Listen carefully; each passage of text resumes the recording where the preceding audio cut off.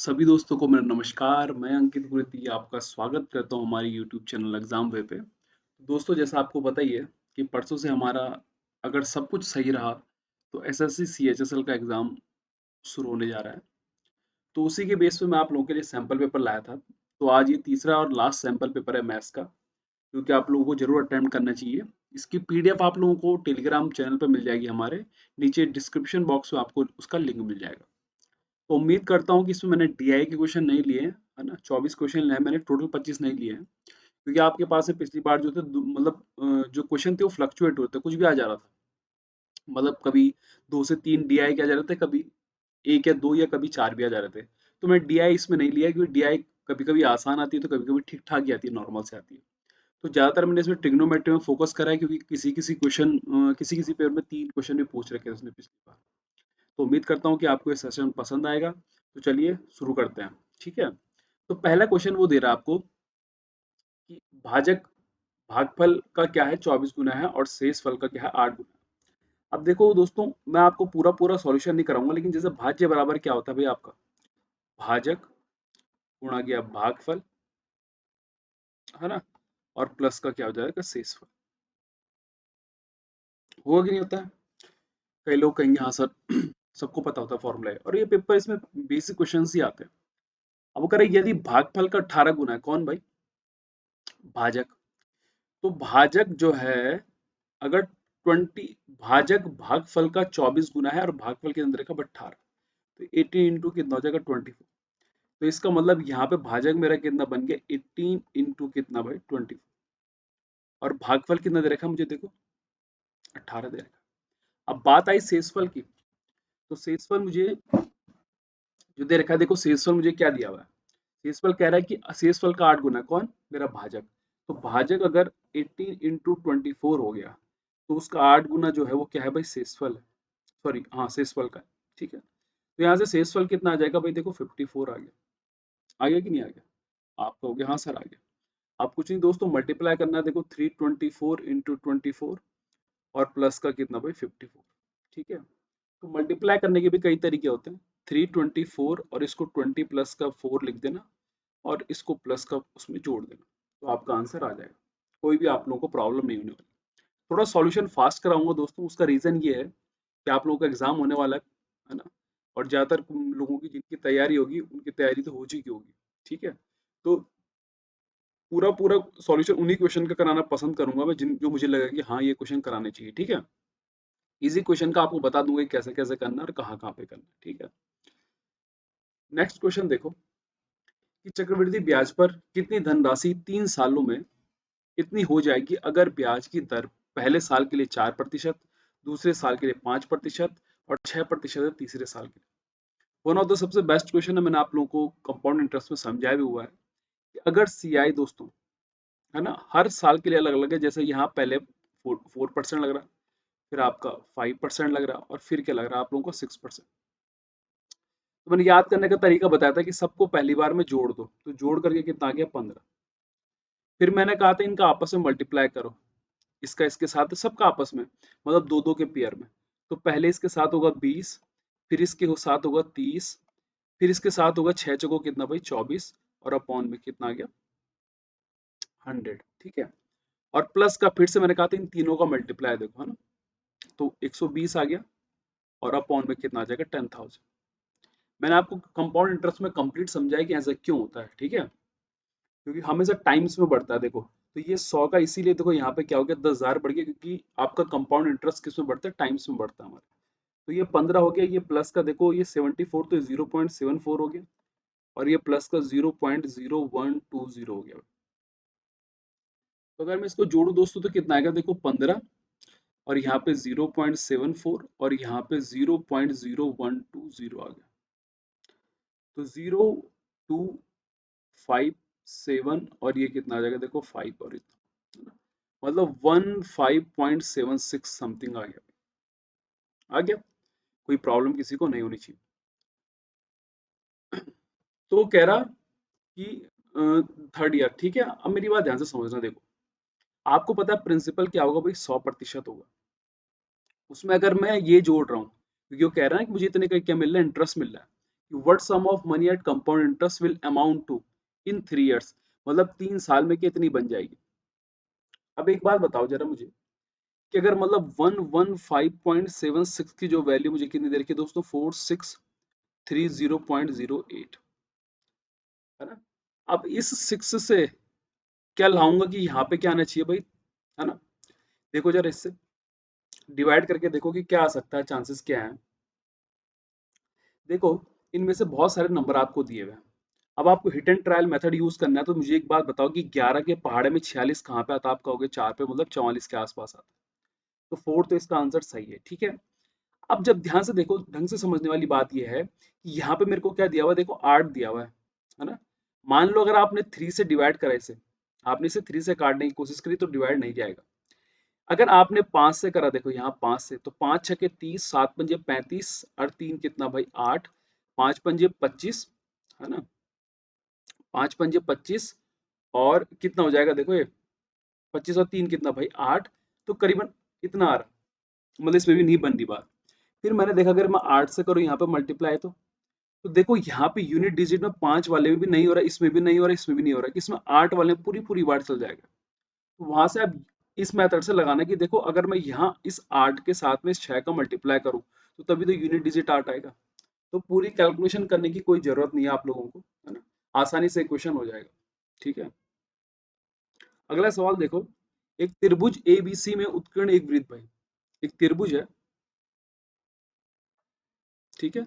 इसके अंदर क्या है भाई, ये त्रिभुज क्या है, एबीसी है। इसके अंदर क्या है, एबीसी है, ठीक है। और ए बी बी सी को क्या करता है भाई, और ए सी को स्पर्श करता है। ए बी करता है डी पे, ये करता है बी सी ई पे, और ये करता है एफ पे। अब आपको जो निकालना है, आपको निकालना क्या है, A D plus A D, है ना, plus BE plus C F निकालना है। मतलब क्या, ए डी प्लस बीई और प्लस सी एफ। अब इसका डायरेक्ट आपको पता है कि अगर आपके पास में A B plus B C plus A C दिया हुआ, तो इन तीनों का सम कितना आ गया भाई, 18 और 5 15 कितना भाई 33, और 33 और 13 कितना भाई 46। तो 46 का आधा ही क्या हो जाएगा, इसका आंसर हो जाएगा भाई, है ना। क्योंकि ये तीनों के तीनों क्या है भाई, आधे हैं किसके, इन तीनों साइड के। तो डायरेक्ट हो जाएगा। आपको मैंने समझा भी और ज्योमेट्री में भी समझा रखा आपको कि जो यहाँ पे ये है, ये इसके बराबर हो जाता है, ये इसके बराबर हो जाता है, और ये वाला क्या इसके बराबर, क्यों, एक्सटर्नल पॉइंट से अगर हम कोई भी टेंजेंट खींचते हैं सर्कल पे, तो वो हमेशा क्या होती है, इक्वल होती है। अगला क्वेश्चन देखो, काफी इंपॉर्टेंट, मतलब काफी बेसिक सा सवाल है कि एक त्रिभुज है जिसकी साइड 25, 39 और 34 यूनिट है। If the area of square exceeds the area of this triangle by 21 units. तो आपको साफ साफ दिख रहा है कि ये ना कोई इक्विलेटरल ट्रायंगल है, ना कोई आइसोसेलेस ट्रायंगल है, ना कोई राइट एंगल ट्रायंगल है, या ये एक स्केलन ट्रायंगल है, विषमबाहु त्रिभुज है। तो विषमबाहु का एरिया कैसे निकलता है भाई, एस सबसे पहले हम सेमी पेरीमीटर निकालते हैं, तीनों को जोड़ोगे, जोड़ोगे नहीं जोड़ोगे, और बाई किससे, 2 से डिवाइड कर दो। जब आप 2 से डिवाइड करोगे तो कितना आ जाएगा, देखो 49, 9 और 5 कितना, 14, 4 कितना 18, 98 आ रहा है ना, तो 2 49 आ गया। अब इसका एरिया कैसे निकलेगा भाई, हीरोन्स के फॉर्मूले से, area equals to under root S, S minus A, S minus का बी और एस माइनस का सी। तो इसका एरिया कितना रहेगा, देखो एरिया कितना कह रहा है वो, कि स्क्वायर के एरिया से कितना ज्यादा है, 21 ज्यादा है।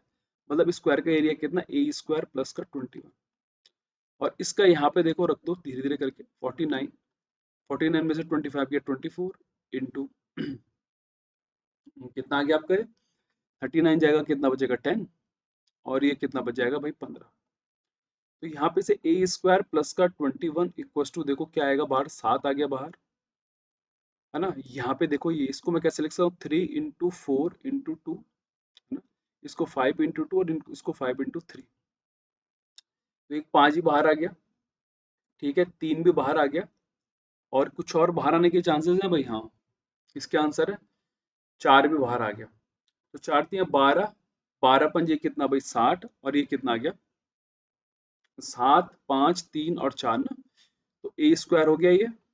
7 और कितना, 4 3 12 पंजे 60, 7 छः कितना भाई 42।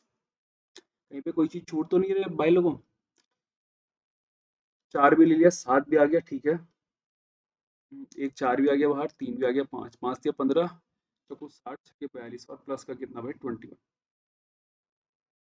इसमें से अगर मैं 21 माइनस करूँ तो कितना बनेगा? कुछ गलत हो रहा लग रहा, कुछ ना कुछ तो गलत हो रहा है भाई। क्या गलत हो रहा है लेकिन देखते हैं। 49 5 इंटू 2 और 5 इंटू 3, तो ये 4 आ गया यहाँ से, ठीक है। 3 भी आ गया बाहर, ठीक है। अच्छा और क्या बचा हुआ? 21 से अधिक है ना। और यहाँ पे देखो 7 4 दिया 12 पंजे 60 और 7 छक्के 42। तो 21 अगर माइनस करूंगा मैं, तो क्या करें, एक त्रिभुज की इकाई होती है यदि एक वर्ग का क्षेत्रफल, अच्छा अच्छा अच्छा, माफ करना है, ये ए स्क्वायर और प्लस का क्या होगा 21 यहाँ होगा ना, इसके स्क्वायर से ज्यादा है भाई, मैं कहूँ कि कहाँ गलत हो रहा है। तो यहाँ पे ये कितना आ जाएगा, देखो 441 आ गया।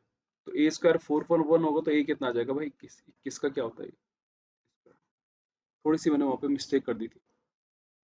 अगला क्वेश्चन देखो, एक गोले को एक घन के में इस प्रकार रखा जाता है, मान लो देखो एक घन है, मतलब एक क्यूब है भाई, और इसके अंदर हमने क्या रखा, अगर चारों सतह को टच करते हुए कोई इस वो रखा, क्या रखा, एक स्पीयर रखा, एक गोला रखा, तो उस गोले की जो रेडियस होती है उस साइड की क्या हो जाती है, आधी। ये सबसे पहले तो आपको पता होना चाहिए। वो कह रही है यदि घन के आयतन का गोले के आयतन का अनुपात क्या है, ए घन का आयतन कितना होता है भाई, आप कहोगे सर ए क्यूब, और गोले का आयतन क्या होता है 4/3 पाई r क्यूब, ये कितना दे रखा मुझे ए। और गोले का पृष्ठीय क्षेत्रफल कितना होता है 6a² है ना, और घन का पृष्ठीय क्षेत्रफल होता है 4 पाई r² और ये मुझे कितना दे रखा बी। अब ए बी है, इनका मल्टीप्लाई कर दो, तो यहाँ पे देखो ये 3a³ अपॉन 4 पाई r² इंटू 6a² है ना, क्या हो जाएगा देखो 6a², क्योंकि वो क्या कह रहा है कि गोले के पृष्ठीय क्षेत्रफल घन के पृष्ठीय क्षेत्रफल से, अच्छा उल्टा है और का यहाँ पे, हाँ यहाँ पे 4 पाई r² और 6a का स्क्वायर का रेशियो दिया हुआ है, तो यहाँ पे 4 पाई r² अपॉन का क्या हो जाएगा 6a², ठीक है। और यहाँ पे 4/3 पाई r क्यूब, देखो 4 पाई से 4 पाई कट गया, 3 से ये 2 टाइम्स कट गया भाई, है ना, और ये इससे ये कट गया, ये क्यूब है तो ये कट गया, तो ऊपर बच रहा है देखो मेरे पास में, है ना, क्या बच रहा है देखो, यहाँ पे नीचे बचेगा मेरे पास में 3a, है ना, और अपॉन का क्या बच जा रहा है भाई यहाँ पे देखो 6r। तो आपको पता है कि एक इक्वल टू क्या है 2r है, तो यहाँ पे रखोगे तो 6r अपॉन का क्या आ जाएगा, 6r कट के क्या आ जाएगा 1 आ जाएगा। अगला देखो, 236 रुपए प्रति लीटर की दर से खरीदे गए तेल को 50 लीटर को बेचकर 2100 रुपए का न्यूनतम लाभ कमाना चाहता है। इसके लिए वह कुछ लीटर कृत्रिम तेल मिलाता है जिसका क्रय मूल्य कितना है भाई, इतना है। और वह इसे कितने 250 रुपए प्रति लीटर पर बेचता है, इस कार्य के लिए कितने लीटर कृत्रिम तेल की जरूरत है। देखो अगर मैं आपसे कहूँ कि 50 लीटर अगर उसने 236 से कॉस्ट प्राइस पे खींचा होगा तो कितना होगा, देखो 0 5 6 30 5 3 15 8 5 10, इतना का उसका क्या होगा भाई कॉस्ट प्राइस होगा। लेकिन अब क्या हुआ कि वो इस पे कितने का लाभ कमाना चाहता है भाई, 2100 रुपए का। कितने का लाभ कमाना चाहता है, 2100 रुपए का। लेकिन अब क्या हुआ कि उसने 50 लीटर तेल तो था ही उसके पास में, लेकिन उसने इस बार इसमें कुछ कृत्रिम मिला दिया, मतलब अपनी तरफ से कुछ डुप्लीकेट बना दिया, और उसको कितने का बेच दिया भाई 2500 का, 250 का। तो ये 1200 कितना आ गया, 50 आ गया। तो ये उसका सेलिंग प्राइस हुआ, ये कॉस्ट प्राइस हुआ, है ना।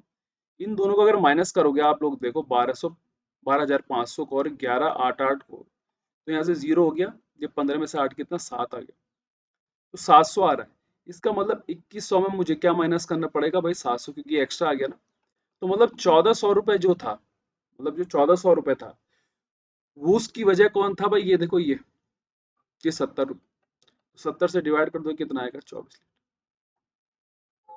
आप चाहो तो इसको इसमें जोड़ दोगे तो ये करीबन 13900 बन जाएगा, फिर उसको भी माइनस करोगे फिर भी 14 ही बनेगा, ठीक है। अगला क्वेश्चन देखो, और इसको करने का तरीका देखो। दो तरीके बता रहा हूँ, एक तो आप इस फॉर्मूले का यूज कर सकते हो जो कि यूनिवर्सल फॉर्मूला आपका, जो भी बड़ा होगा उसको माइनस कर देना, डिफरेंस ऑफ टाइम। लेकिन मैं जो तरीका वो बता रहा हूँ वो ढंग से ध्यान से रखना। देखो यहाँ पे डिस्टेंस क्या है, इक्वल है, तो ये जो स्पीड का जो रेशियो है उनसे मेरा कुछ ना कुछ जरूर निकलेगा भाई, क्योंकि मेरे पास क्या है डिस्टेंस इक्वल है, क्योंकि आपको पता है कि स्पीड इक्वल टू अगर डिस्टेंस अपॉन टाइम हो तो टाइम डिस्टेंस अगर इक्वल होती है तो इसका स्पीड का रेसिप्रोकल किसके इक्वल हो जाता है, टाइम के।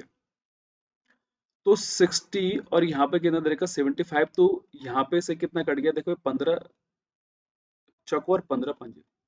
तो अगर ये स्पीड का रेशियो तो टाइम का रेशियो इसका रेसिप्रोकल, क्योंकि वो क्या दे रखा हमको, डिस्टेंस इक्वल दे रखी है। इनके बीच का डिफरेंस एक है और वो टाइम में, ये टाइम के डिफरेंस देखो एक है, तो डिफरेंस देखो टाइम को 20 मिनट ज्यादा और 44 मिनट पहले, तो मतलब टोटल कितना 64। अगर मैं इसको आवर में बदलूं तो बाई 60 कर लूं, करूंगा कि नहीं करूंगा, आप कहोगे हाँ सर बिल्कुल करोगे। तो उसके बाद में ध्यान से देखना कि यहाँ पे देखो, अब इसके साथ मल्टीप्लाई करूंगा टाइम के साथ में, तो कितना बनेगा देखो, 64 बाई कितना बन जाएगा 12, बनेगा कि नहीं बनेगा। और अगर मैं इसको देखो अब ध्यान से देखना मेरी बात को, अब वो कह रहा कि डी और एस के संख्यात्मक मान का योग निकालना हमको। तो ए कितना आ रहा देखो भाई, यहाँ पे जब मैंने किस में रखा, 5 में रख दिया मैं, है ना? रख दिया कि रख दिया देखो, आप कहोगे हाँ सर बिल्कुल सही कहा आपने, आपने उसको वहां पे रख दिया। अब मेरी बात ध्यान से समझना देखो, कि जब मैंने इसको कहाँ पे रखा, इस 5 में रखा, तो ये 12 से बार कट गया। अब कई लोग इसमें क्या कर देंगे देखो, कि आपके पास में इतना क्या मिल गया, आपके पास में ये टाइम मिल गया, और स्पीड कितनी है देखो, स्पीड कितनी थी, 4 थी, है ना? स्पीड क्या थी, 4 थी, लेकिन क्या 60 लोगे, अगर मैं 60 लूंगा तो यहाँ मैं किससे काट दूंगा देखो, 5 से काट दूंगा, तो 5 चको 20, 5 छके 30 और कितना आ गया 320, कितना आ गया 320, आया कि नहीं आया देखो, आप कहोगे हाँ सर 320, लेकिन 320 तो क्या है आपके पास, डी है, स्क्रीन देखिए 320 आपके पास में क्या है, डी है, क्या है आपके पास में, डी, है ना? 320 मेरे पास में क्या है, डी है। डिस्टेंस मेरी कितने आ गई, 320 आ गई। अब वो मुझे कह रहा है कि औसत, औसत क्या निकालना है मुझे देखो, औसत गति भी निकालनी है मुझे, तो औसत गति के लिए मेरे पास में औसत टाइम भी तो होना चाहिए, है ना? औसत गति के लिए मेरे पास में क्या होना चाहिए भाई, औसत टाइम भी तो होना चाहिए, और टाइम कितना रहा था देखो आपके पास में 64, यहाँ डिफरेंस, इसमें अगर 64 जोड़ दोगे तो कितना आ जाएगा आपका 380। बेसिक तरीका भी है इसका, है ना? पर इस तरीके से करोगे तो ज्यादा सही हो जाएगा, ठीक है।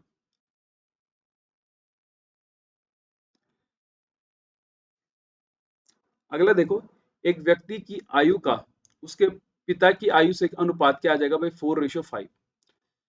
तो 3 लोग हैं देखो, एक मैन है और उसके क्या है भाई, फादर है, उनके बीच जो रेशियो 4 क्या है 5 है, क्या है 4:5। और उसकी आयु और उसके पुत्र की आयु, मतलब जो मैन है और उसका जो सन है उसकी आयु कितनी है भाई, 6:1। अब यहाँ पे मैन 2 बार है, तो क्या इसका रेशियो इक्वल नहीं होना चाहिए था, हाँ भाई होना चाहिए था, तो करना पड़ेगा। तो ये 12 आ गया, ये 15 हो गया, और ये 6 हो गया, और ये 2 हो गया। अब वो कह रहा है कि 4 वर्ष पहले अनुपात इसका और इसका कितना था, 11:14, और इसका और इसका कितना था, 11:1। मैंने रेशियो कुछ 10 क्वेश्चन बताया था, उसमें कहा था आपसे कि रेशियो के बीच का डिफरेंस हमेशा इक्वल होना चाहिए, तो देखो यहाँ पे है कि नहीं, यहाँ पे है कि नहीं है देखो, है ना? ये किस किस का दिया हुआ, ये 11 हो गया, और यहाँ पे देखो 6 दूनी, अरे ये 12 है ना, ये 12 मैं कहूँ गलत क्यों आ रहा था। तो देखो यहाँ पे भी 10 है, तो यहाँ पे भी देखो 10 है, यहाँ पे 3 है, तो देखो यहाँ पे भी 3 है, तो बस बात खत्म हो गई वहीं पे। अब इनके बीच जो टाइम का डिफरेंस है वो 4 वर्ष है, तो इसका मतलब 1 साल, एक पे कितना भाई, 4 वर्ष। तो अगर मैं बात करूं प्रेजेंट एज किसकी, उसके ग्रैंडफादर की, मतलब इस मैन के फादर की ना, तभी तो इसके सन का दादाजी बनेगा भाई। तो उनकी कितनी हो गई देखो, 60, ठीक है। और उसके ग्रैंड सन की कितनी है भाई, देखो अभी कितनी है, यहाँ पे 2 है, तो 4 दूनी कितना हो गया भाई, 8। ये तो प्रेजेंट की एज हो गई, लेकिन वो कह रहा है 12 वर्ष बाद, तो 12 वर्ष बाद दादाजी बन गए 72 साल के, और उनका जो नाती पोता जो भी बोलते हैं भाई, वो हो गया कितना, 20 साल का। ये 4 से कटेगा 18 बार, ये 4 से कटेगा 5 बार, कितना आ गया, 18:5। अगला देखो, एक कुछ निश्चित दिनों में एक कार्य पूरा करता है, बी अकेले 45% अधिक दिनों में समान संख्या में काम को पूरा करता है। तो 45% को अगर मैं भिन्न में बदलूं तो ये बदलता है 5/9, है ना? सॉरी 20/9/20, ठीक है। तो इसका मतलब अगर एक ने 20 दिन में करा तो अगले वाले ने कितने भाई, 29 दिन में। तो ये ए हो गया, ये बी हो गया। अब मैंने इनका क्या निकाला, टोटल वर्क निकालने की कोशिश करी, मतलब तो कितना आ गया मेरे पास में देखो, ये कितना आ जाएगा 580। ये तो शुरू का काम था भाई, है ना। अब ध्यान से देखना, ये 20 29 हो गया और ये 29 कितना हो गया भाई 20 हो गया। तो ये एफिशिएंसी आ गई इन दोनों की, है ना, क्योंकि आपको पता होना चाहिए कि एफिशिएंसी इक्वल टू होता है हमारे पास में टोटल वर्क अपॉन का क्या भाई टाइम। अब उन्होंने 58 दिन तक साथ में काम करा, तो इसका मतलब 58 इंटू कितना भाई ये 49, ये काम भी करा। और फिर शेष कार्य बी ने अकेले 29 दिनों में करा। तो शेष काम और था भाई, उसको बी ने 29 दिन में करा होगा, तो मतलब 29 इंटू 20। तो ये आपका क्या निकल गया दोस्तों, टोटल वर्क निकल गया। तो कह रहा है कि अकेले कार्य करने में एक कितने दिन लेगा, तो एक कितने दिन भाई 29 दिन। तो 29 यहाँ पे कितनी बार कट गया, 2 बार, और 29 यहाँ पे कितना, 1 बार। तो 98 प्लस 20 कितना आ गया आपके पास में, 118। ठीक है, अगला देखो। ये क्वेश्चन थोड़ा सा इसलिए गलत है कि यहाँ पे जो था कि कॉस्ट प्राइस को 20% अधिक पर, है ना, अधिक पर होना चाहिए था।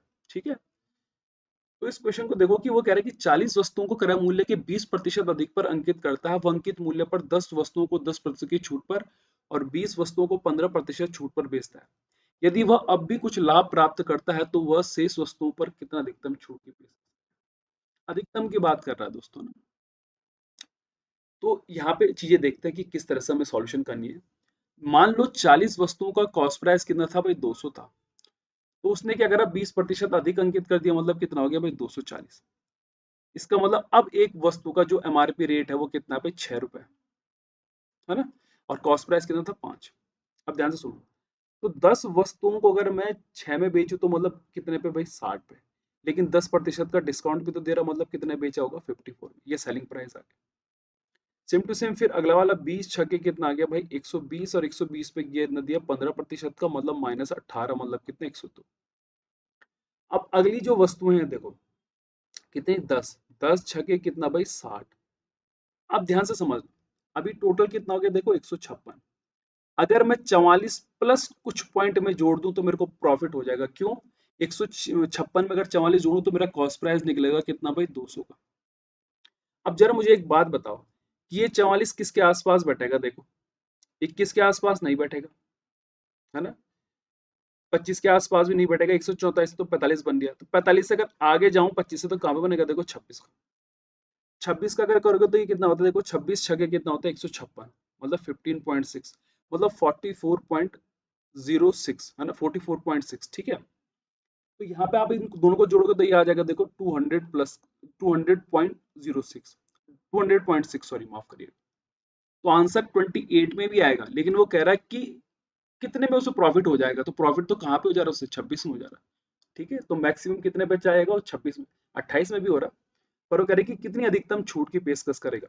अगर उसने मान लो 28 की छूट की पेशकश करी उसने, तो फिर 28 तो कुछ ज्यादा ही चल जाएगा ना। प्रॉफिट तो इसमें भी हो रहा है, इसमें भी हो रहा है, लेकिन 26 में क्या हो जा रहा है कि वो कह रहा है कि अधिकतम देने पर भी उसे क्या प्रॉफिट हो जाए। अगला क्वेश्चन देखो, ये क्वेश्चन काफी बेसिक सा सवाल है और बेसिक से भी हो जाना चाहिए। ये जो नंबर हैं, और यहाँ पे a प्लस बी भी है, अभी मैंने और नंबरों का सम नहीं करा हूं। और टोटल नंबर देखो कितने, 3 और 3 6, 4 10, 10 है, और इनका टोटल कितना हो रहा है, 55। अब ध्यान से समझना, वो कह रहा है कि जो नंबर जहां पे उसी को जोड़ दिया, तो मतलब टोटल अगर 10 नंबर है तो एक से लेकर 10 नंबरों का सम कितना होता है भाई, 55 होता है। ये पता होना चाहिए आप। अब ध्यान से सुनो, अगर इन सब नंबर को जोड़ोगे आप, 35 59 90 66 29, और इसको तो कैसे जोड़ोगे देखो, 7 2 14 4 18 और 18 और 8 कितना हो गया भाई, 26, और 5 7 और 2 कितना हो गया, 9 9 4 13, 13 और 8 कितना भाई, 13 8 हो गया, 21 21 और 5 26, 26 और 3 29, और 29 और कितना भाई, 6 हो गया हमारे पास में, 35 37 और 30, 395 हो रहा, कितना हो रहा, 395। अब अगर 395 में 55 में जोड़ो, मतलब इन दोनों का सम कितना आ रहा है देखो, टोटल 395 प्लस ए प्लस बी और प्लस 55 और इक्वल टू कितना, 550। इसको इसमें जोड़ूंगा तो कितना आ जाएगा भाई, 450। तो भाई ए और बी को कितना होना पड़ेगा, 100 होना पड़ेगा। तो औसत कितना आ जाएगा देखो, 50। तब तो आर एच एस और एल एच एस बराबर आएंगे, है ना। अगला देखो, इस क्वेश्चन को मैंने आप लोगों को समझाया है, तो आप लोग जाइए और प्लीज सेंटर्स ऑफ ट्रायंगल देखिए सारे के सारे, आपको उसमें मिल जाएगी कहाँ पे मैंने आप लोगों को पढ़ाया, ठीक है, मीडियन में सेंट्रोइड में पढ़ा हुआ है। इसका आंसर क्या होता है 5/4, ये one of the most repeated question है दोस्त। तो जाइए और देखिए, आप लोगों को पूरा मिल जाएगा सेंटर ऑफ ट्रायंगल में, ठीक है। अगला देखो, M is circumcentre of triangle ABC. चलो अच्छी बात है भाई। एक ट्रायंगल है ए बी और सी, अच्छा बी बड़ा है, बड़ा है नहीं बड़ा है। M L is perpendicular to B C, A B C with circumradius क्या है, क्या दे रहा है, M is circumcentre of A B C, M L is perpendicular to B C. कुछ ट्रिपलेट तो नहीं बन रहा क्या इसमें, देखो 5 तियां और 6 चको नहीं बन रहा भाई, 12 दूनी 24 और ना नहीं बन रहा शायद, है ना, ट्रिपलेट शायद नहीं बन रहा भाई, क्योंकि 576 होता है इसका और 15 का 225, तो ये 1 अगर माइनस करूं तो ये 5, ठीक है, बनेगा नहीं बन रहा, और ये 7 2 9 10 का 0 और 5 नहीं बन रहा नहीं, ठीक है। तो यहाँ पे कुछ मुझे ये कह रहा है कि M is the circumcentre of triangle A B C, है ना, एक ट्राइंगल है ए बी और सी, बी सी 24 है और इसकी सरकम रेडियस दे रखी है भाई मुझे, कितनी दे रखी है 15, और बी सी क्या 15, M L is perpendicular to B C, M क्या है सरकम सेंटर है भाई, ठीक है अच्छी बात है ना, एम क्या है सरकम सेंटर है, और ये परपेंडिकुलर है किसके भाई बी सी के, ठीक है। Then the length of M L, अच्छा एम एल ये है, कुछ इस तरीके का फिगर दिया रहेगा, देखो क्या होता है दोस्तों, ध्यान से देखना, देखो जैसे मान लो मैंने एक ट्रायंगल बनाया, है ना, तो इसके अंदर ये हो गया इसका क्या भाई, इन सेंटर, और ये बाहर जो बन गया इसका, ये क्या बन जाएगा इसका सरकम सेंटर, ठीक है। तो वो सरकम रेडियस मुझे जो कैपिटल आर दे रहा है वो मुझे कितनी दे रहा है 15 दे रहा है, कितनी दे रहा है 15 दे रहा है, ठीक है। अब ध्यान से देने वाली बात देखो क्या है कि वो सरकम रेडियस मुझे कितनी दे रही है 15 दे रहा है, और बीसी मुझे कितना दे रहा है भाई, बीसी मुझे कितना दे रहा है 24 दे रहा है ना। तो अगर मान लो मैंने यहाँ पे ट्रायंगल लिया हो, मान लो ये बीसी मेरे पास में कितना है, ये 24 है, ठीक है, और यहाँ पे मैंने एक परपेंडिकुलर डाला है यहाँ से, देखो है ना, कि एम एल का, और ये एम एल मुझे कितना दे रखा उसने यहाँ पे 15 दे रखा, देखो तो ये 15 हो गया, तो ये 12 हो जाएगा, और ये क्या हो जाएगा देखो 12, तो यहाँ पे ना ये राइट एंगल ट्रायंगल बन गया, देखो ये क्या बन गया राइट एंगल ट्रायंगल। तो मुझे बोल रहा है कि लेंथ ऑफ एम एल कितनी होगी भाई, है ना, और जबकि मुझे सरकम रेडियस कितनी दे रखी है, देखो ये 15 दे रखी है, सॉरी माफ करना, तो 15 और कितना बन जाएगा 9 भाई। क्या होता है देखो कि उसने आपको ना अंदर एक राइट एंगल ट्रायंगल बन रहा है, उस राइट एंगल ट्रायंगल में देखो ध्यान से समझना, देखो जैसे कि मान लो मैंने एक ये सर्कल बनाया, देख सॉरी ट्रायंगल बनाया, इसके अंदर मैंने एक ये बना दिया, क्या क्या बना दिया मैंने, एक सर्कल बना दिया, और इसके बाहर भी एक क्या बना दिया सर्कल बना दिया, तो ये अंदर वाला इन इन सेंटर हो गया और ये बाहर वाला सरकम सेंटर हो गया। तो देखो यहाँ पे जो ये बोल रहा है ये एम और एल जो है ये परपेंडिकुलर है किस पे भाई, बीसी पे, देखो सर ठीक है। तो ये एम एल तो रेडियस होगी छोटे वाले की, और एम बी बड़े वाले की क्या होगी रेडियस होगी। तो बी एम जो है मुझे, ये बी सी मुझे कितनी दे रखी है उसने मुझे, ये सरकम रेडियस 15, और ये बी सी कितनी दे रखी है मेरे को उसने 24 दे रखी है, तो ये 12 हो जाएगी, और ये भी कितनी हो जाएगी भाई 12 हो जाएगी, ठीक है। तो यहाँ पे जब आप इसमें ट्रिपलेट लगाओगे तो आपको पता है कि 12 9 और 15 का क्या होता है भाई, बड़ा फर्स्ट क्लास ट्रिपलेट बनता है। तो वहां से आपकी एमएल कितनी आ जाएगी 9 सेंटीमीटर। अगला देखो, इन ट्राइंगल एबीसी भाई, एक ट्राइंगल है एबीसी, ए बी और सी, देखो डी इज परपेंडिकुलर टू क्या भाई बीसी, ठीक है, D where D and E are points on A B and B C respectively. A D 4 है, डी बी कितना भाई 8 है, ए ई कितना है 3 है, और ई सी की लेंथ निकालनी है भाई, ठीक है। तो ये तो बड़ा ही आसान सा सवाल है भाई, ये तो 4/12 इक्वल्स टू कितना जगह 3/3 प्लस का एक्स, या 4/8 इक्वल्स टू 3 का एक्स भाई, तो 4 दूनी 8 मतलब कितना है, तो 6 जा रहा डायरेक्ट। सिमिलैरिटी का रूल लगाइए दोस्तों। ये जो क्वेश्चन है ये one of the most important question है, जाना, और मैंने कॉन्ग्रुएंसी पढ़ाई है आप लोगों को, है ना, इसका आंसर क्या है ये डी वाला है, कॉन्ग्रुएंसी कई लोग छोड़ के चल जाते हैं, लेकिन ये आपके एसएससी में पूछा गया सवाल है, क्या पता इस बार भी किसी कॉन्ग्रुएंसी पे आ जाए। और कॉन्ग्रुएंसी पे अगर आएगा तो डायरेक्ट आएगा कि आपको ये पता होना चाहिए कि कॉन्ग्रुएंसी साइड साइड से, है ना, साइड एंगल साइड से, है ना, या थर्ड क्या भाई, एंगल एंगल साइड से क्या हो सकता है, सिमिलरिटी या आरएचएस से, सॉरी कॉन्ग्रुएंसी प्रूव हो सकती है, सर्वांग समता। ठीक है, आई ने सिमिलरिटी नहीं लगानी, इसमें क्या लगानी, कॉन्ग्रुएंसी। अगला देखो, इफ सेक थीटा और sine theta are the roots of the equation, ये दे रखा है, then the value of the k. आपको पता है कि अगर रूट्स हैं इसके मान लो दो, तो रूट्स का सम क्या होता है, माइनस बी अपॉन ए, और इनका मल्टीप्लाई क्या होता है, सी अपॉन का ए। तो जब आप इसको सॉल्यूशन करोगे ना, तो यहाँ पे देखो सेक थीटा प्लस का साइन थीटा कितना आ जाएगा, देखो के अपॉन का रूट 6, और यहाँ पे sec theta dot sine theta मतलब मल्टीप्लाई, और सी अपॉन ए कितना बन गया 1। तो ये 1 आने के चांसेस तभी हैं जब यहाँ पे क्या होगा भाई, ये 45 बनेगा। देख, बनेगा कि नहीं बनेगा, तभी तो आएगा 1 भाई यहाँ पे, अगर मैं थीटा की वैल्यू 45 रखूँ तो। इसका मतलब 45 यहाँ पे रख दूं, तो ये कितना आ जाएगा देखो, √2 प्लस 1 अपॉन का √2, तो 3 अपॉन का √2 इक्वल टू के अपॉन का क्या भाई, √6। काटोगे तो क्या मिल जाएगा देखो, के 3√3 मिल जाएगा। ये बॉर्ड मास का क्वेश्चन है दोस्तों, उम्मीद है कि आप लोग कर दोगे, और बॉर्ड मास का एक नए क्वेश्चन आपके पास पेपर में आएगा, प्रीवियस ईयर के जितने भी आ रखे हैं सबको ट्राई करो, है ना, क्योंकि कभी कभी क्या होता है कि कई लोग इसको कैजुअल ले लेते हैं, लेकिन पेपर में ये आपकी कैलकुलेशन को बताएगा कि किस तरह की है, अटक गए तो मामला वहीं पे खत्म है।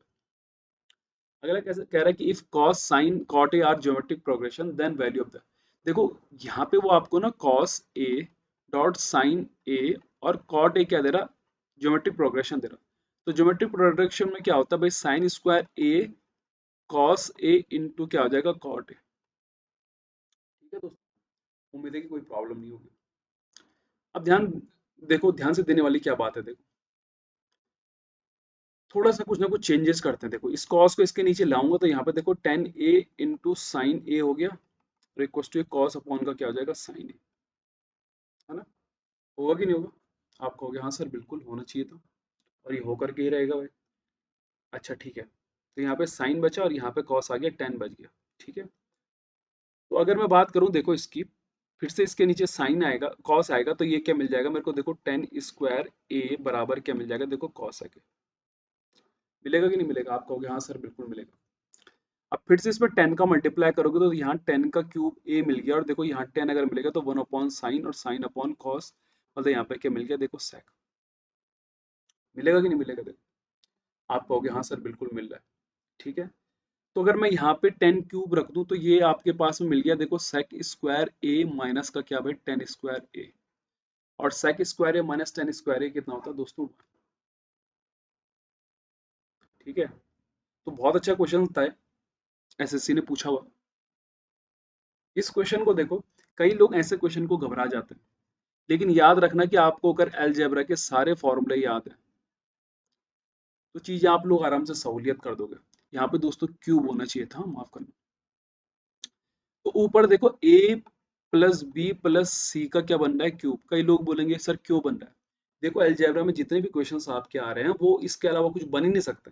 आपको इतना खतरनाक कैलकुलेटिव क्वेश्चन कभी नहीं देगा वो, और ना ही वो कभी किसी को देता है। और नीचे देखो साफ साफ नीचे आपको दिख रहा है कि ये क्या मिल रहा है मेरे पास में भाई, ये आपके पास में क्या मिल जाएगा, देखो ए प्लस बी प्लस सी का क्या मिल जाएगा, होल स्क्वायर मिल जाएगा, और ये इसकी ये मिलेगा ही मिलेगा। ये क्वेश्चन ऐसा बनेगा ही बनेगा, इसके अलावा कुछ और कैलकुलेटिव नहीं पूछ रहा हूँ आपसे। तो ये कट के एक्चुअल में बन के जाता है, देखो ए प्लस बी प्लस सी मिल जाता है। तो अगर ए ये हो गया, बी ये हो गया, सी ये हो गया, तो कार हो गया तो 0.6 ए की वैल्यू यहाँ रखोगे तो कितने आ जाएंगे, देखो 36। यहाँ पे देखो, इसमें मैंने ऑप्शन नहीं लिखे हुए, लेकिन ऑप्शन थे दोस्तों 45, 30, 60, और यहाँ पे क्या है भाई, शायद 90 था। तो देखो 90 तो हो नहीं सकता है, 45 भी नहीं हो सकता है, बच गया 30 और कितना भाई 60, है ना, 30 और क्या 60। तो 30 और 60 की अगर मैं बात करूं, है ना, 30 और 60 की बात करूं मैं, तो वहां पे आपके पास में देखो ये 1/2 होता है और यहाँ पे ये क्या होता है भाई, √3/2 होता है साइन में। तो बड़ा किस में होता है भाई, इसमें 60 में, इसलिए इसकी वैल्यू थीटा की क्या होगी 60। आप चाहो तो यहाँ पे रख सकते हो। अब आप कहोगे सर हम कैसे मान ले कि ऐसा हो गया, मैं बोलूंगा चलो कोई बात नहीं, तुमने नहीं मानना ना, तो चलो तुमको कॉम्पिनेंडो डिविडेंडो पढ़ा देता हूँ। कॉम्पिनेंडो और डिविडेंडो अगर जिसने नहीं पढ़ी वो यहाँ पे यूज हो रही थी। देखो ये वाला जो चेंज हो गया क्या बन जाएगा, देखो 1 प्लस का साइन थीटा अपॉन का कॉस थीटा। लेकिन यहाँ देखो ऊपर क्या है, माइनस है, कॉम्बिनेंडो में ए प्लस बी अपॉन ए माइनस बी होता है। हाँ, दिख रहा होगा आपको, ए ही हो गया बी हो गया। तो मतलब ये एक्चुअल में क्या था, कॉस थीटा अपॉन का 1 प्लस का साइन थीटा, और यहाँ पे 1 प्लस का साइन थीटा अपॉन का क्या आ जाएगा, देखो कॉस थीटा। क्रॉस मल्टीप्लाई करोगे तो ये कॉस 1 प्लस का साइन, और यहाँ पे देखो कॉस स्क्वायर प्लस इसका होल स्क्वायर होगा तो ये 1 प्लस का एस स्क्वायर प्लस का 2s। तो यहाँ पे 1 प्लस का क्या मिल गया, देखो मेरे पास में साइन ऊपर, और क्योंकि cos square plus sine square 1 होता है दोस्तों, ठीक है, तो कॉस 1 प्लस का क्या साइन और इक्वल टू कितना 4, इससे ये कट गया, तो ये कॉस इधर जाएगा तो कॉस आ गया 1/2, और कॉस 1/2 किस में होता है 60 में। तो करने के तरीके मैंने आप लोगों को बता दिए। अगला क्वेश्चन देखो, इसमें कई लोग देखो स्टार्टिंग में 5 और 3 रख देंगे, लेकिन आपके दिमाग में इतनी जल्दी बात आएगी नहीं, ठीक है, क्योंकि ये गड़बड़ कर देगा। इसको थोड़ा सा सॉल्यूशन अगर मैं कर दूं, देखो दोस्तों, a प्लस बी को साथ ले लिया, यहाँ से ए भी कॉमन ले लिया इन दोनों से, देखो तो अंदर बच गया क्या भाई, a प्लस का b और इक्वल टू कितना भाई 128। फिर a प्लस बी मैंने कॉमन ले लिया तो अंदर बच गया 1 प्लस ab और इक्वल टू कितना 128। a प्लस बी जब 8 आया तो 8 से मैं इसको काटूंगा, 8 और 8 6 48, 16 तभी आएगा जब दोस्तों यहाँ पे 15 आएगा, और 15 कब आएगा जब 1 5 और 3 होगा। तो इसीलिए 5 और 3 था और आंसर क्या आ जाता 152। अगला देखो, कभी भी इस तरह का क्वेश्चन रहे तो घबराने की जरूरत नहीं है। घबराने से पहले थीटा की कोई वैल्यू रख दो, थीटा की वैल्यू अगर मैं 0 रखूं तो गड़बड़ बन जाएगा, क्योंकि ये इनफाइनाइट बन जाएगा। मैंने कहा है वैल्यू रखने पे इनफाइनाइट नहीं बन रहा, तो थीटा 90 रखना पड़ेगा भाई। तो देखो यहाँ से मिल गया √3 प्लस का 2 का क्यूब, क्योंकि ये तो कितना हो गया भाई 1 हो जाएगा, नीचे इसकी जो जरूरत नहीं है, और ये 1 अपॉन का क्या हो जाएगा √3 माइनस का 2 और √3। अब गौर से देखना, देखो मैथमेटिकल ये चीजें बड़ी छोटी होती है लेकिन बड़ी होती है। यहाँ पे दिख रहा है ये इसका उल्टा है ना, मतलब अगर मैं इसको थोड़ा घुमा दूं तो ये मिल जाएगा, देखो मेरे पास में कैसा, कैसे मिल जाएगा 2 माइनस का √3, मिलेगा नहीं मिलेगा। अरे अगर इसका रेसिप्रोकल कर दूं तो ये क्या मिल जाएगा, देखो √3 प्लस का 2 का क्यूब और प्लस का क्या, यहाँ तो माइनस ही रहेगा भाई, क्योंकि क्यूब है ना, क्यूब में माइनस का माइनस ही रहेगा, और 2 माइनस का क्या भाई, सॉरी, ऊपर जाके क्या मिल जाएगा, देखो √3 माइनस 2 का क्या क्यूब प्लस का क्यूब, बनेगा कि नहीं बनेगा, देखो प्लस का, माफ कर, तो कट के क्या आ जाएगा 0 आ जाएगा। ये रेसिप्रोकल बन रहा है, साथ साथ में उल्टा ही बन रहा है। तो काफी इजी सा था, इतना टफ भी नहीं है भाई, घबराने वाली बात नहीं है। इस क्वेश्चन को देख लेना यार, ये आप लोगों के लिए छोड़ा हुआ है मैंने, है ना, अलजेब्रा का क्वेश्चन है ना। मैं सोच रहा हूँ कि ऐसे सेशन ऐसा होता है कि आप लोग पेपर को सॉल्यूशन करें, क्योंकि पेपर आने वाला है ना, बजाय कुछ नई चीज सीखने के पुरानी चीजों पे हम गौर करें तो ज्यादा सही रहता है। इस क्वेश्चन को देखो करने का सबसे अच्छा तरीका पता है क्या है, देखो 2x प्लस वाई माइनस का 2z, और इस 2 को भी क्या भाई 2 की क्यूब हो जाएगा, तो ये 3 8z माइनस 5 और माइनस का y। ऐसे ही दोस्तों इस 5 4y माइनस का 6z और इक्वल टू 5 की पावर 2y प्लस 2zy, और ऐसे ये 3 4x माइनस का 3z और ये 3 की पावर 2x प्लस का 2z। और फिर आपने इन सबको आपस में इक्वल रखना है, क्योंकि बेस तो क्या है इनका भाई आपस में इक्वल है, और उसके बाद इक्वेशन बननी है भाई। वैल्यू पुटिंग का यूज मत करना, क्योंकि अगर पता चल रहा है कि बैंड बज गया तो पूरी तरह से बैंड बज जाएगी, ठीक है। कई लोग वैल्यू पुटिंग का यूज भी कर सकते हैं, है ना? कई लोग सोचेंगे चलो वैल्यू पुट कर देते, लेकिन दिमाग में नहीं आता है इतनी जल्दी पेपर में, है ना। प्रैक्टिस आपकी तो अच्छी बात है ना, प्रैक्टिस नहीं है तो क्या है। तो कई वैल्यू पुटिंग अगर आप यूज भी करना चाहते हो दोस्तों तो यहाँ पे करना, या यहाँ पे करना, क्योंकि यहाँ पे 2 2 है, यहाँ पे 3 3 में रखना है भाई। तो अगर मान लो यहाँ पे अगर मैं रखना चाहूँ, देखो यहाँ पे मैं रखना चाहूँ, मान लो जेड की वैल्यू मान लो मैंने कितना रख दिया भाई, देखो 3 है यहाँ पे, जेड की वैल्यू मान लो मैंने 0 रख दी, है ना, और एक्स की वैल्यू मान लो मैंने कितनी रख दी भाई 2। तो यहाँ पे देखो 3 दूनी कितना हो गया 6। अब यहाँ पे देखो आपको पता है कि 3 की पावर कितनी आएगी, जब 4 आएगी तभी 81 मिलेगा, है ना, 9 की पावर 2 में। तो यहाँ पे 4 लाने के लिए मुझे क्या करना पड़ेगा बताओ, क्या करना पड़ेगा, 10 करना पड़ेगा, पॉसिबल ही नहीं। वैल्यू पुटिंग यूज मत करना, बजाय सिंपल से कैलकुलेशन कर लेना।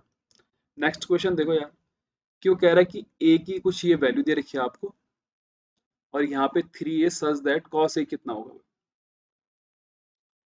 देखो, थीटा की वैल्यू जरा 0 रखो, तो ये मिल गया 2, और माइनस का 3 मतलब माइनस का 1। ए की वैल्यू यहाँ -1 रखोगे तो ये मिल जाएगा कितना भाई, अंडर रूट के अंदर 2 और ये 4, मतलब 1/√2। तो कॉस ए में 1/√2 किसका होता है भाई, 45। तो 3 की वैल्यू क्या हो जाएगी, 45 इंटू 3 कितना भाई, 135।